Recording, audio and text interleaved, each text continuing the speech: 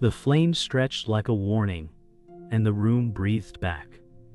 Ava Collins pressed her knees to the creaking floor as the air turned metallic. She feared being unseen. Now she feared being seen. The candle flared white and washed the walls with cold fire. Shadows moved the wrong way, crawling toward the light. Ava whispered, "If anyone hears me, show me you are real." A bass hum rattled a picture frame. Her heart beat synced to it, slow and heavy, like a drum in fog. A tall shape gathered at the edge of vision, edges liquid and bright. A voice pressed into her ribs, "You have been seen." Jordan Blake texted again, unbelieving, but she ignored the buzz. Ava said, "Then tell me what you want." The silver glow thinned, as if choosing its words, and the candle snapped to a thin spear of light. Morning scraped through thin blinds, and Ava woke to the smell of cooled wax. She remembered the voice like pressure against bone. She wanted proof, but feared proof. Coffee hissed. Floorboards sighed. She replayed each second in her head, counting the beats between breaths. Pastor Michael Reyes answered on the second ring, and the steadiness in his voice slowed her pulse. Pastor Michael Reyes said, "Come by the church, and we will talk." Ava studied the candle scar on the wood, a narrow scar of white. Jordan Blake said, "You had a dream, that's all." She hated that part of her wanted to agree. Ava said, "If this was real, I cannot run from it." The room felt smaller, as if the night had left a weight behind. The question hovered like dust in light. The church sat quiet on a weekday, doors open to dust and sunlight. Ava traced the grain of the pew and listened for the hum. Pastor Michael Reyes watched with kind caution. Pastor Michael Reyes said, "You asked for a sign, and you were answered, but answers bring tasks." The word tasks stung. She feared being asked for more than she had. Stained glass scattered cold colors on her hands. Ava said, "What if I made it up because I am tired of being empty?" Pastor Michael Reyes said, "Truth does not tremble because someone doubts it." The sanctuary breathed like a hush after thunder. A draft lifted a bulletin and set it down at her feet. She wondered what the task would cost. Jordan waited outside, leaning on the hood, tapping the roof like a metronome. He looked at the church door as if it might bite. Jordan Blake said, "You're scaring yourself on purpose."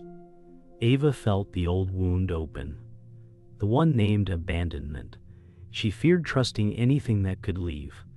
A siren far off thinned to silence. Ava said, "If it's real, I need to know why me."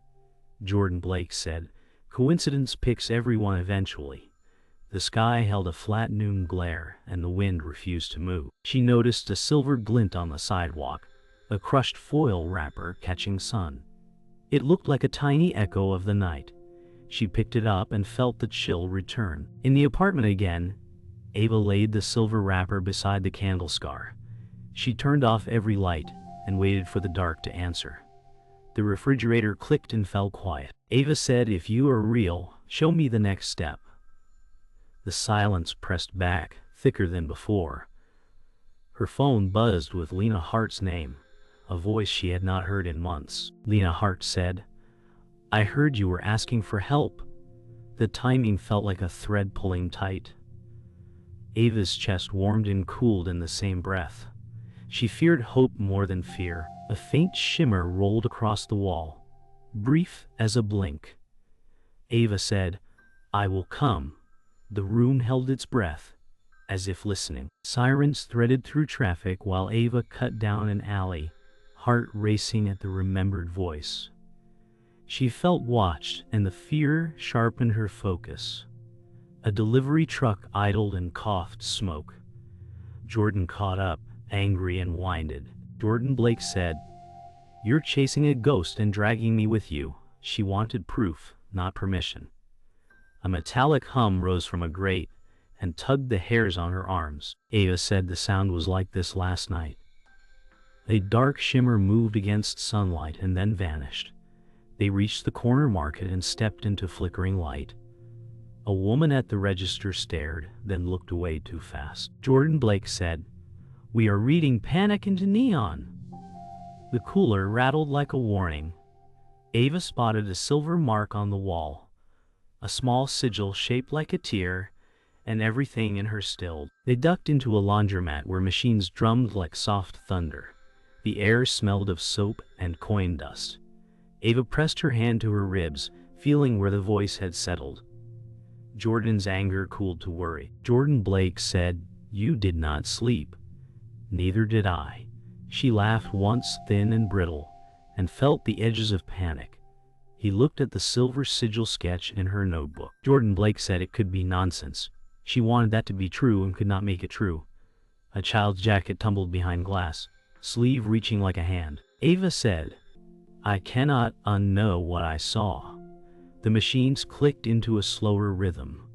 A flyer on the corkboard showed the same tear shape in a church pantry logo, and the room seemed to lean toward it. Outside, the heat broke as wind slid through the street, and the hum returned like a held breath released. Ava saw shadow lines bend toward her shoes, though the sun sat high. A cold voice threaded the air without sound. The Silver Herald spoke from inside the hush. The Silver Herald said, "You are marked because you asked." Jordan flinched at nothing seen. He looked smaller, and that scared Ava more. The light narrowed across the sidewalk, as if the day obeyed a hand. The Silver Herald said, "What hunts you drinks doubt and grows." The control in that voice wrapped the block. Jordan Blake said, "This is manipulation." A soda can rolled uphill and stopped at Ava's heel. She asked what the sigil meant. The silence smiled, and the wind died like a switch flip. The church office smelled of paper and lemon oil. The noise of the city fell away. Pastor Michael listened with a stillness that felt like shelter. Pastor Michael Reyes said, "The tear shape is an old mercy sign, but mercy cuts two ways." Ava felt the truth bite, clean and deep. He opened a drawer and set down a tattered booklet. Pastor Michael Reyes said, "I carried doubt for years, and I hid it well." The confession softened the room. The clock ticked. Ava said, "If I follow this, something will break." Pastor Michael Reyes said, "Something has already broken, and now it asks to be healed." The word healed felt dangerous. He traced the sigil and winced, as if it burned. His eyes moved to the door, and she felt the warning land. A plan formed like a slow tide. Ava would find the pantry that used the tier logo and ask why it matched her wall.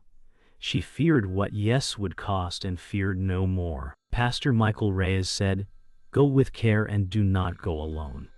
Jordan paced, jaw tight, but stayed. He did not trust the voice, and he barely trusted her choice. She understood and went forward anyway. The wind rose and rattled the office glass. Ava said, "If the sign is mercy, then I will walk into it." She picked up the booklet and felt the hum in the paper. The Silver Herald waited in the quiet between sounds. The decision hardened like cooling metal. The hallway lights flickered once, and the next step pointed straight into night. The pantry smelled of coffee and rain-damp cardboard. Calm voices moved among shelves, and for a breath the world felt kind.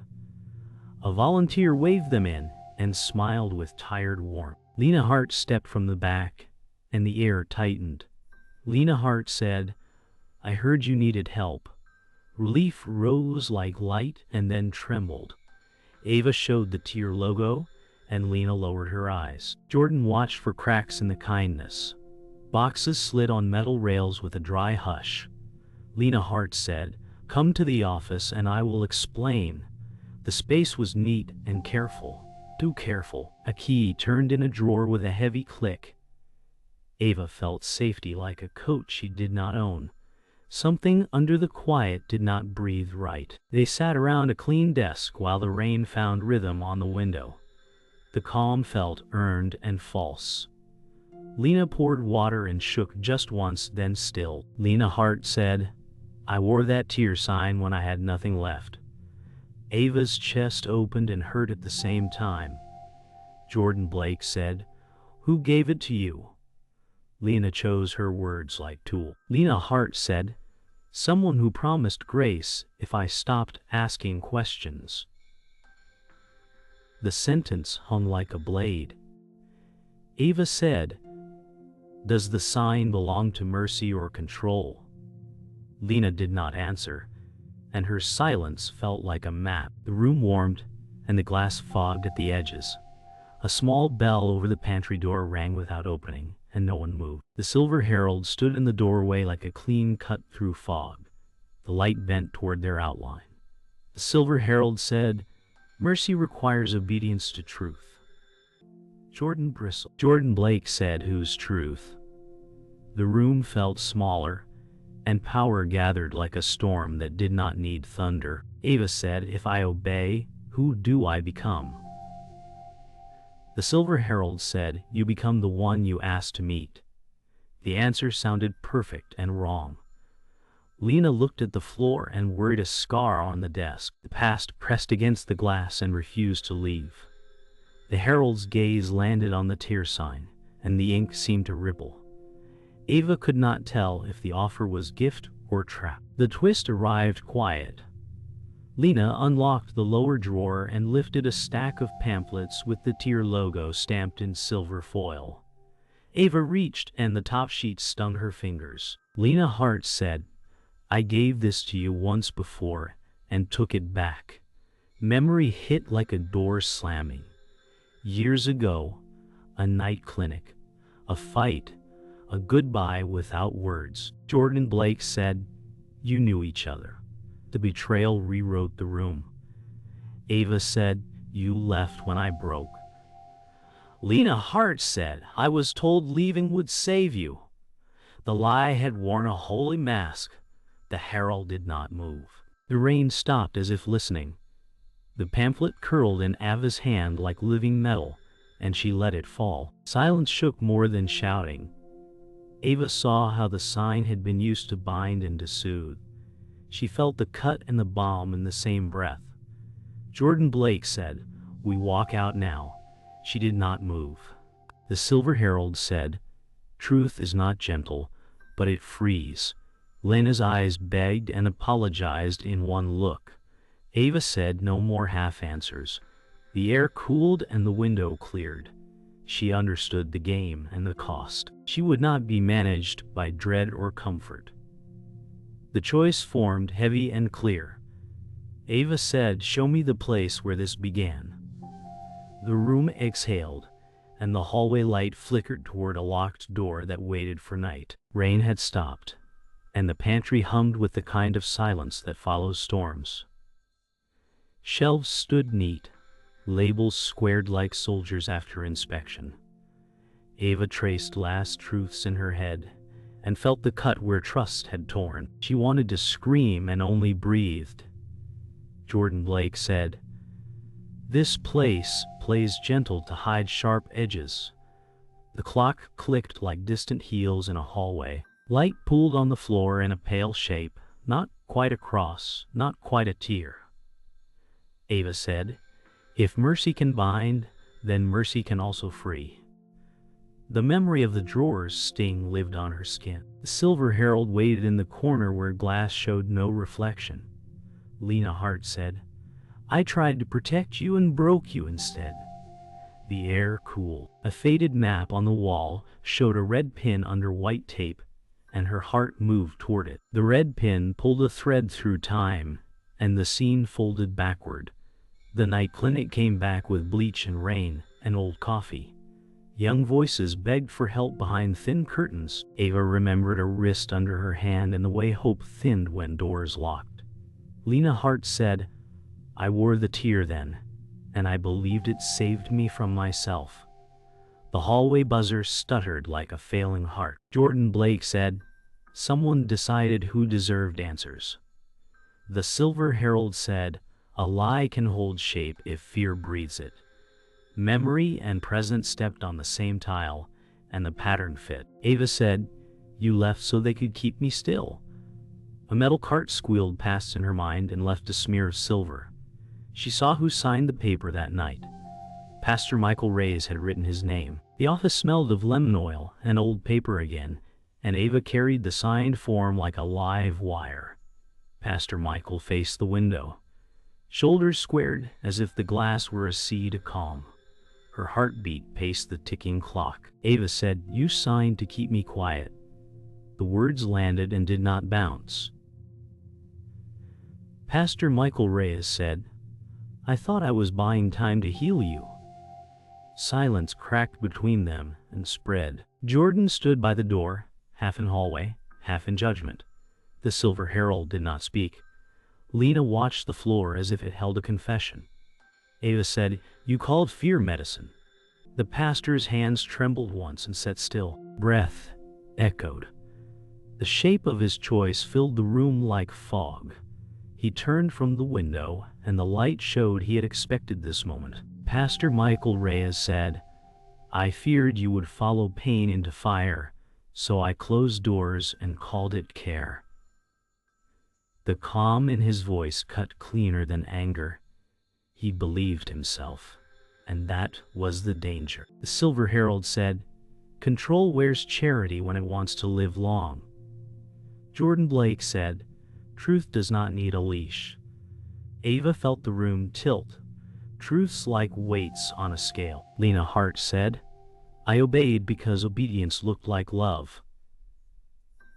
The pastor's eyes showed sorrow and no apology, and that was the second blade. Ava said, "If your safety steals breath, it is not safety." The clock clicked again as if counting choices. She saw the system, not one man. Doors, forms, soft words, hard walls. The enemy was not only a person, it was the net. Ava let the truth sit until it stopped burning and started shaping. She felt smaller and stronger at once. The past lost its teeth and kept its scars. Jordan Blake said, "We move or we drown." She nodded, and the nod felt like a vow. The Silver Herald said, "Freedom begins when names are spoken." Ava said, "Then I speak mine, and I speak what was done." The words were simple and heavy. Lena Hart said, "I will walk with you this time." The air cleared as if a window had opened that no one saw. Pastor Michael lowered his eyes and stepped aside. The map on the wall pointed to the pantry's basement, the start of the network. Ava set the form on the desk like a cornerstone. The night waited, and she was ready to meet it. The basement door breathed cold, and the hum thickened like fog in the chest. Fluorescence flickered in staggered beats, a countdown without numbers. Footsteps echoed slow on concrete. Jordan Blake said, "Say the word," and we turned back. Ava felt fear walk beside her and did not send it away. Lena carried a ring of keys that chimed like thin bells. The Silver Herald said, "Every cage has a seam." The corridor narrowed to a bolted gate with the tier logo pressed into steel. Ava said, "Open it." The air tasted of metal and old rain. Lights steadied, then dimmed, and steadied again, like lungs trying to decide. The key turned with a reluctant click. She lifted her chin and stepped through into the room that had waited since the first night. The room held files, spare cots, and a desk with a light that hummed like a warning. An older man waited with a ledger and an easy smile that never reached his eyes. He wore a church badge that meant power in small places. He said, "We organized mercy when chaos ruled." Ava said, "You organized control and called it mercy." Jordan Blake said, "Who decides who gets food and who gets silence?" The man shrugged as if gravity were opinion. The Silver Herald's glow tightened, drawing lines between shadows. Lena Hart said, You kept us obedient with holy words." The man said, "Someone must hold the keys." The rhythm of the room cut faster and sharper. Ava's breath evened. She looked at the ledger and saw her name. The man snapped the ledger shut and reached for a switch. The lights died to a mean dim. Someone had to pay the price of opening a door. Lena moved first. Lena Hart said, "You will not close her again." She stepped between Ava and the desk and took the hit meant to blind. Metal struck wood and split, and the sound rang like a bell over water. Silence fell on the edge. Ava held Lena up and felt the cost bloom warm on her hands. Jordan Blake said, "Stay with us." Lena Hart said, "I left once. Not again." The room slowed to heartbeats and breath. The Silver Herald said, "Sacrifice names the truth." Ava saw the path that only pain had lit. Ava stepped forward as the hum rose and met the man's stare. Ava said, "Open the files and the doors." He lifted his badge like a shield. He said, "I answer to order, not to tears." The Silver Herald brightened until shadows stood like cutouts. Jordan Blake said, "Order without truth is a lock with no key." Papers flew in the light's draft. Ava placed the tears symbol on the desk and spoke to the room, to the net. Ava said, "Mercy without control. Truth without fear." The words became weight. The badge looked small. The man lowered it because the moment had already moved past him. He slid the drawer open. In the sound of metal rails, something old broke. The files lay open like released breath. Names waited for light, not judgment.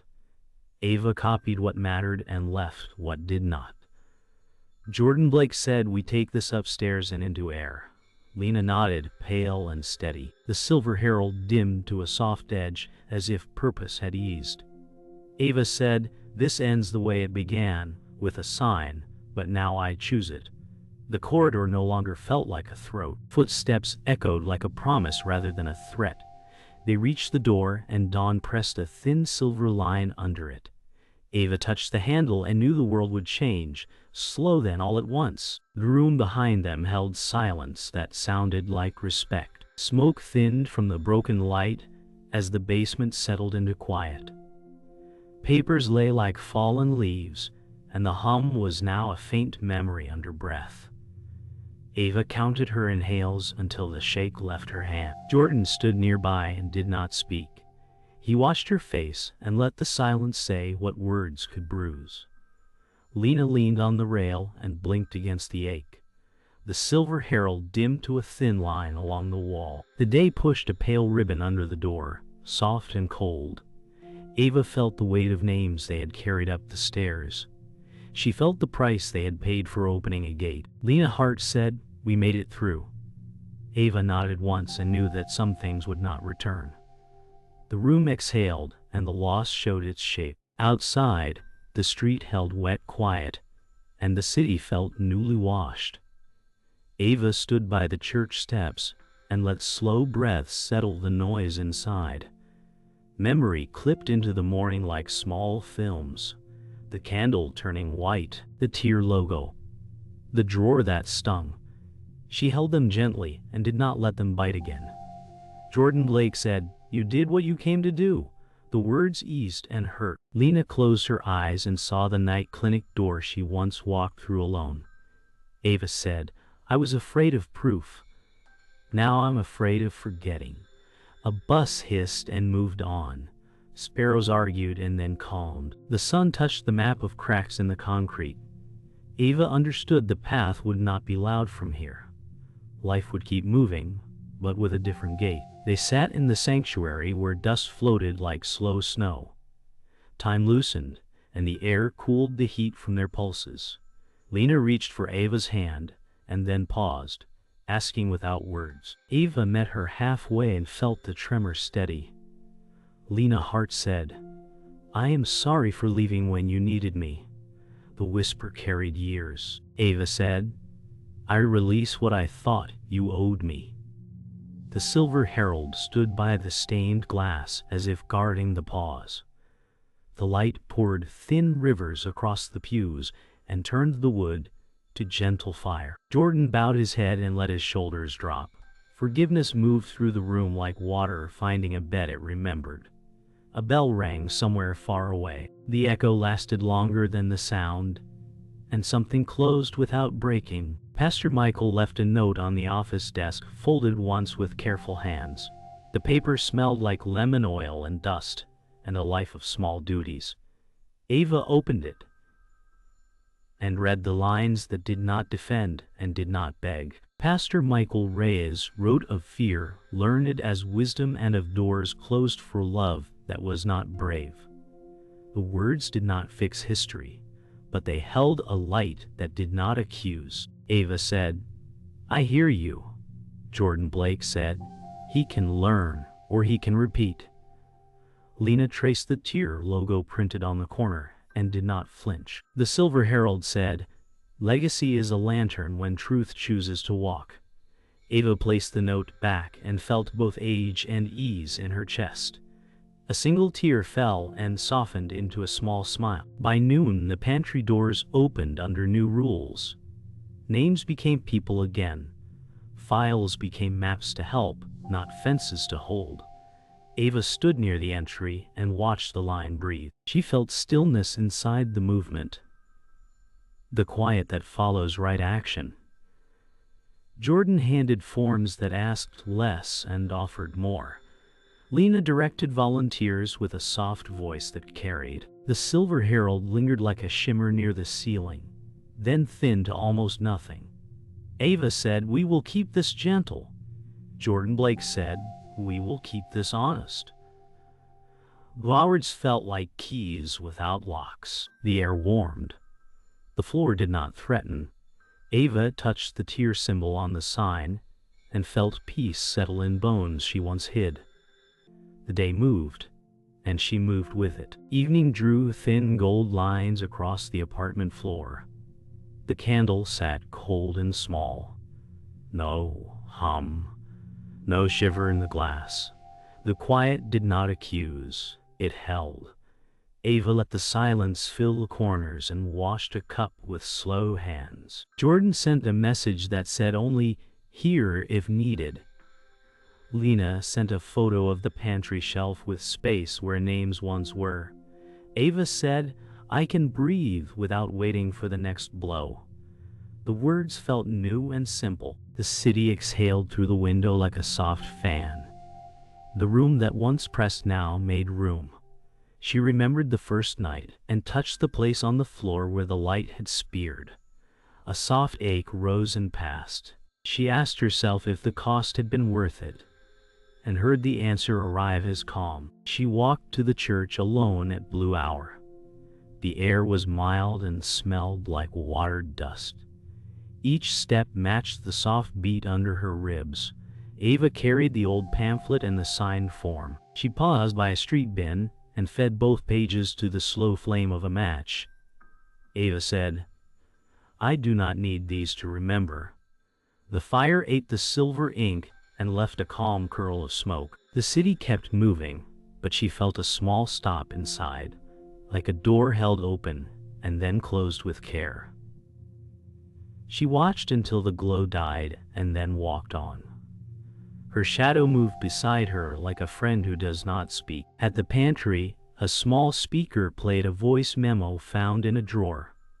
Pastor Michael spoke in a tone that sounded like walking in soft shoes.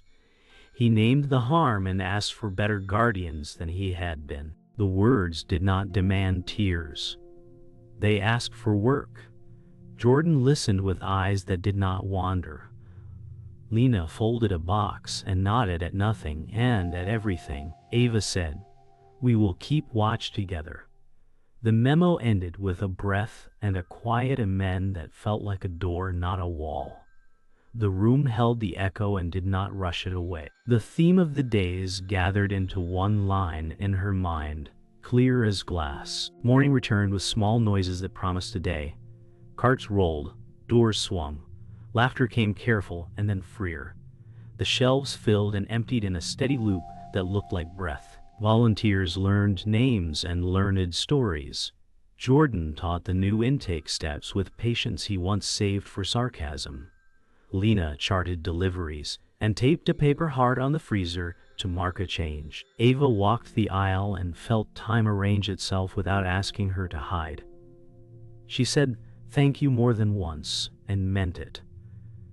The city outside moved at its own scale, and that felt right. The narrator inside her drew a line under a chapter and did not need to read it again. That night, Ava lit a new candle and watched a small, honest flame stand steady.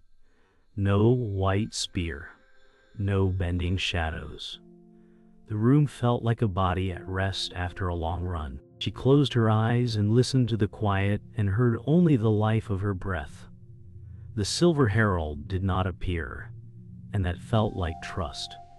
Ava said, I have been seen, and I will see. The words were the sign and the vow. The flame moved once like a nod and settled. She let the moment widen until it could hold the whole road behind and the unmade road ahead. The last thought rose and stayed. Truth did not need owners. It needed keepers.